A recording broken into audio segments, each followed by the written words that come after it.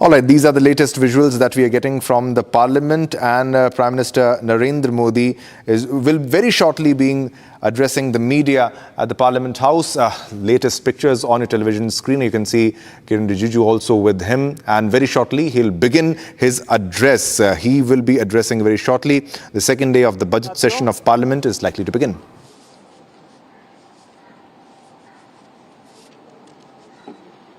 कल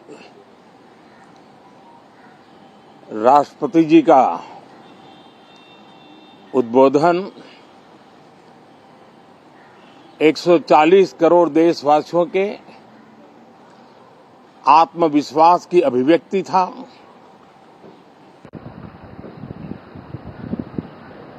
एक 140 करोड़ देशवासियों के पुरुषार्थ का लेखा जोखा था और 140 करोड़ देशवासी और उसमें भी ज्यादातर युवा उनके एस्पिरेशंस को रेखांकित करने का बहुत ही सटीक उद्बोधन सभी सांसदों के लिए कई मार्गदर्शक बातें भी कल आदरणीय राष्ट्रपति जी ने सदन में सबके सामने रखी है। सत्र के प्रारंभ में ही और 2026 के प्रारंभ में ही आदरणीय राष्ट्रपति जी ने सांसदों से जो अपेक्षाएं व्यक्त की हैं, उन्होंने बहुत ही सरल शब्दों में राष्ट्र के मुखिया के रूप में जो भावनाएं व्यक्त की हैं, मुझे पूरा विश्वास है कि सभी माननीय सांसदों ने उसको गंभीरता से लिया ही होगा और ये सत्र अपने आप में बहुत ही महत्वपूर्ण सत्र होता है। ये बजट सत्र है। 21वीं सदी का एक चौथाई हिस्सा बीत चुका है। ये दूसरे चौथाई का प्रारंभ हो रहा है और 2047 विकसित भारत के लक्ष्य को प्राप्त करने के लिए ये महत्वपूर्ण 25 वर्ष का दौर आरंभ हो रहा है और ये दूसरे क्वार्टर का, इस शताब्दी की दूसरे क्वार्टर का ये पहला बजट आ रहा है और वित्त मंत्री निर्मला जी देश की पहली वित्त मंत्री ऐसी है, महिला वित्त मंत्री ऐसी है जो लगातार 9वीं बार देश के संसद में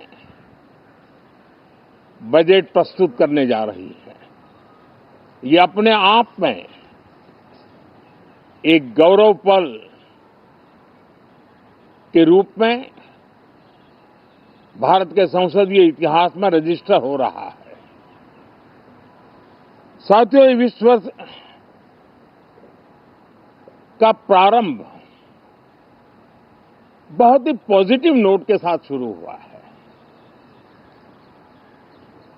आत्मविश्वास भरा हिंदुस्तान आज विश्व के लिए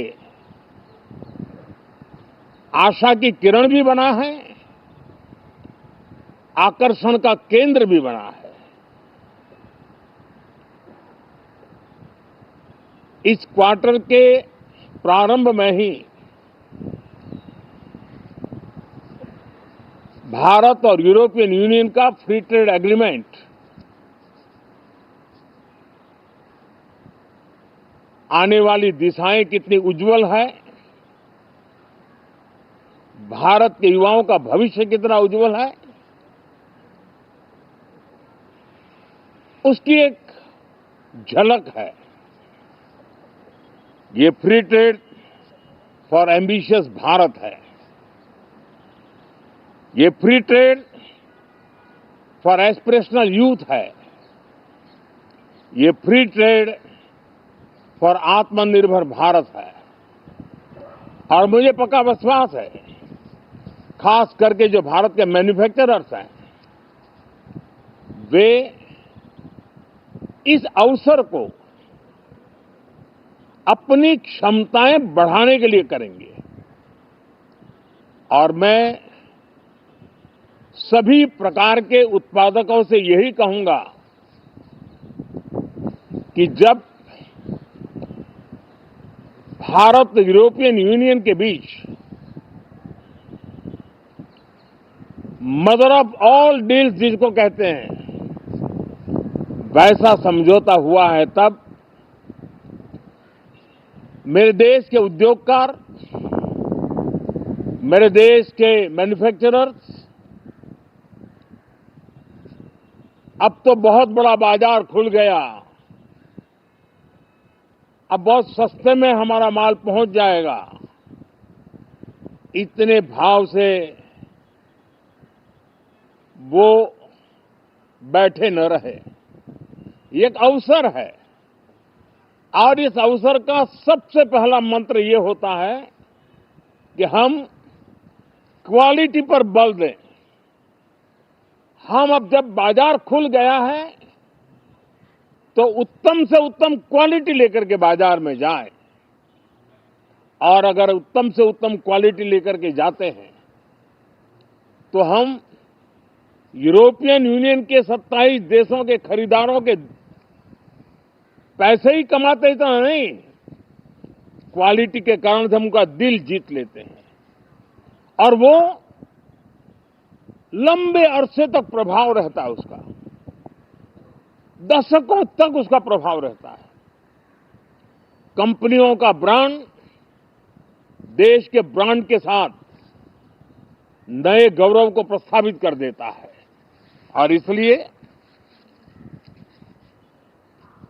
27 देशों के साथ हुआ ये समझौता हमारे देश के मछुआरे, हमारे देश के किसान, हमारे देश के युवान, सर्विस सेक्टर में जो लोग विश्व में अलग अलग जगह पे जाने के उत्सुक हैं, उनके लिए बहुत बड़े अवसर लेकर के आ रहा है। और मुझे पक्का विश्वास है,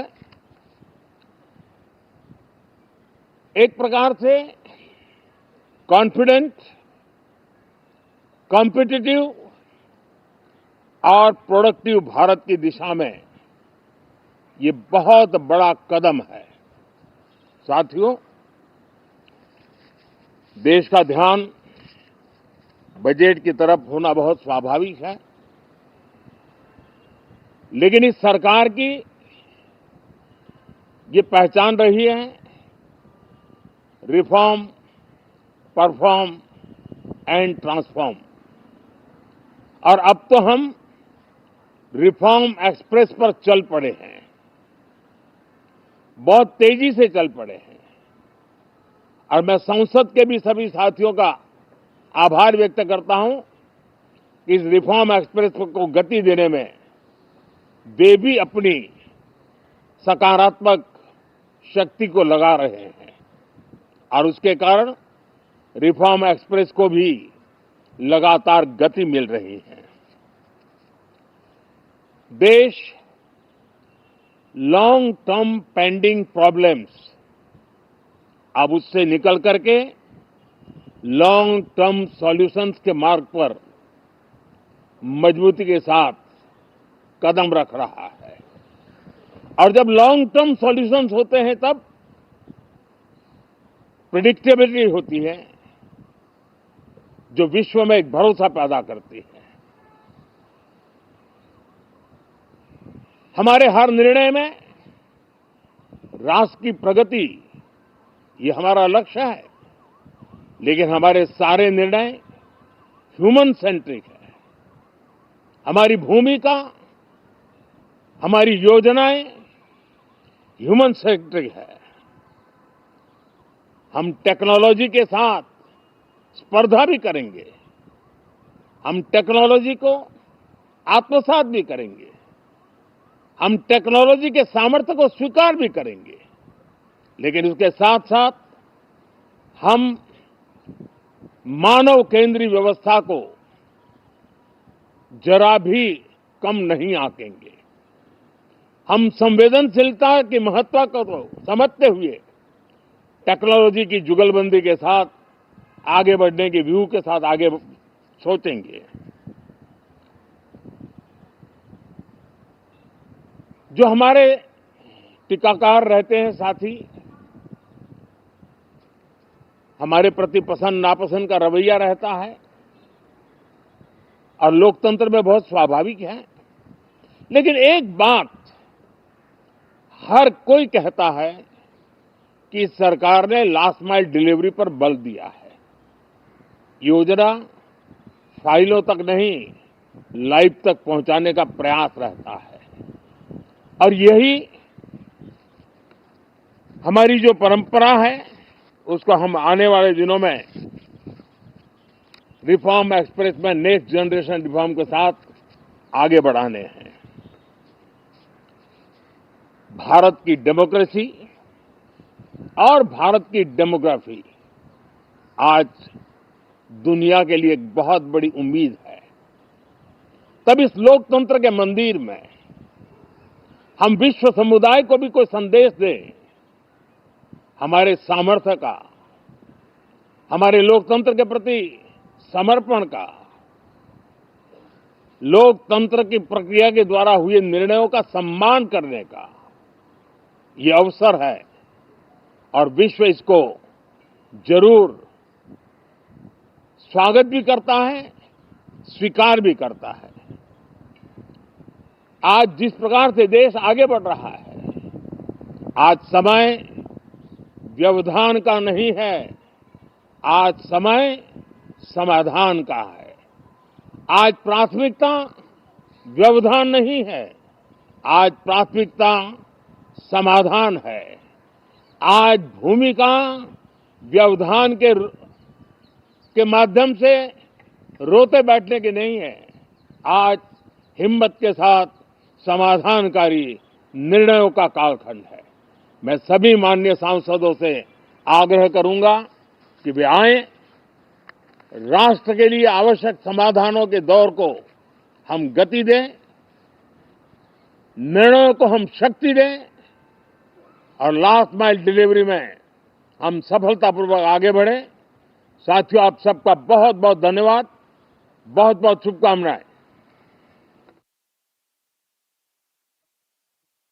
Speaking on the budget, before the budget, this was his address, and major points also raised. The mention of the free trade agreement between India and the European Union was the prime mention here. The Prime Minister has clearly mentioned to all traders that we have made the mother of all deals, and then for manufacturers also, we have a very big market that is open for us. All right, so we also have a senior executive editor. We'll try to have Abhishek also back with us. Now, let's listen in again to what exactly Prime Minister Narendra Modi has said. नमस्कार साथियों,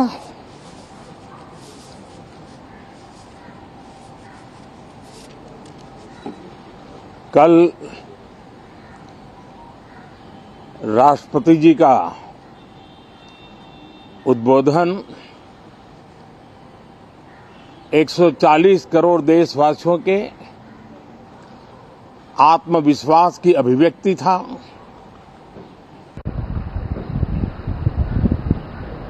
एक 140 करोड़ देशवासियों के पुरुषार्थ का लेखा जोखा था और 140 करोड़ देशवासी और उसमें भी ज्यादातर युवा उनके एस्पिरेशंस को रेखांकित करने का बहुत ही सटीक उद्बोधन सभी सांसदों के लिए कई मार्गदर्शक बातें भी कल आदरणीय राष्ट्रपति जी ने सदन में सबके सामने रखी है। सत्र के प्रारंभ में ही और 2026 के प्रारंभ में ही आदरणीय राष्ट्रपति जी ने सांसदों से जो अपेक्षाएं व्यक्त की हैं, उन्होंने बहुत ही सरल शब्दों में राष्ट्र के मुखिया के रूप में जो भावनाएं व्यक्त की हैं, मुझे पूरा विश्वास है कि सभी माननीय सांसदों ने उसको गंभीरता से लिया ही होगा और ये सत्र अपने आप में बहुत ही महत्वपूर्ण सत्र होता है। ये बजट सत्र है। 21वीं सदी का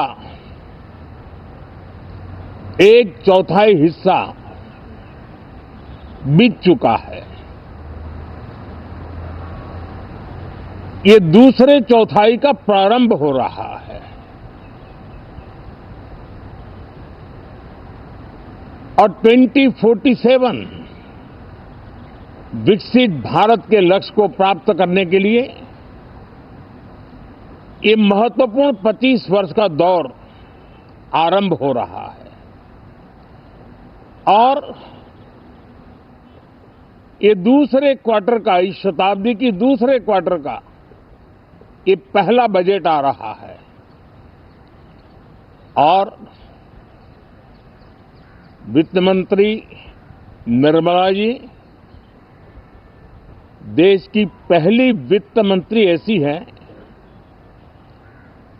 महिला वित्त मंत्री ऐसी है जो लगातार 9वीं बार देश के संसद में बजट प्रस्तुत करने जा रही है। ये अपने आप में एक गौरव पल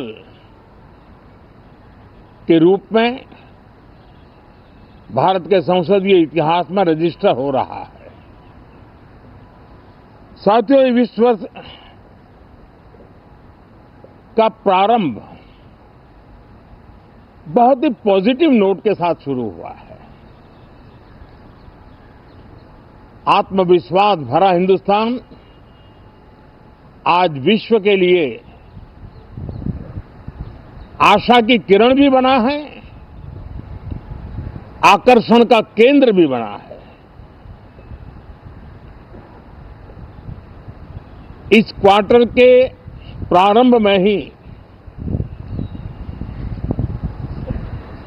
भारत और यूरोपियन यूनियन का फ्री ट्रेड एग्रीमेंट आने वाली दिशाएं कितनी उज्जवल है, भारत के युवाओं का भविष्य कितना उज्जवल है, उसकी एक झलक है। ये free trade for ambitious Bharat है। ये free trade for aspirational youth है। ये फ्री ट्रेड फॉर आत्मनिर्भर भारत है। और मुझे पक्का विश्वास है, खास करके जो भारत के मैन्युफैक्चरर्स हैं, वे इस अवसर को अपनी क्षमताएं बढ़ाने के लिए करेंगे। और मैं सभी प्रकार के उत्पादकों से यही कहूंगा कि जब भारत यूरोपियन यूनियन के बीच मदर ऑफ ऑल डील्स जिसको कहते हैं, वैसा समझौता हुआ है, तब मेरे देश के उद्योगकार, मेरे देश के मैन्युफैक्चरर्स अब तो बहुत बड़ा बाजार खुल गया, अब बहुत सस्ते में हमारा माल पहुंच जाएगा, इतने भाव से वो बैठे न रहे। ये एक अवसर है और इस अवसर का सबसे पहला मंत्र ये होता है कि हम क्वालिटी पर बल दें।